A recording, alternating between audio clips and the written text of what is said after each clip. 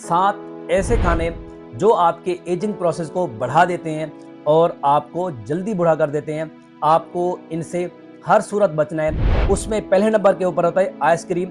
ये शक्कर से भरी होती है। ये आपके स्किन के कोलेजन को तोड़ देती है और आपकी स्किन के ऊपर रिंकल पड़ना शुरू हो जाते हैं और ये आपको जल्दी बूढ़ा कर देती है। दूसरे नंबर के ऊपर होता है कोला यानी कार्बोहाइड्रेटेड ड्रिंक्स।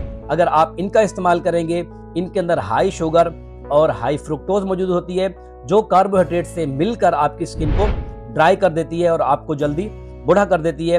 और तीसरे नंबर के ऊपर होता है केन जूस या जो आर्टिफिशियल जूस होते हैं। इनमें बहुत ज्यादा मिकदार के अंदर प्योरीफाइड शुगर मौजूद होती है जो कि आपको जल्दी बूढ़ा कर देती है। और चौथे नंबर के ऊपर होता है मार्जिन का इस्तेमाल करना। मार्जिन के अंदर ट्रांस फैट बहुत ज्यादा मौजूद होता है जो कि आपको यूवी लॉ डैमेज के लिए ज्यादा रिस्की बनाता है। और पांचवें नंबर के ऊपर होता है आर्टिफिशियल स्वीटनर। मार्केट के अंदर जो भी आर्टिफिशियल स्वीटनर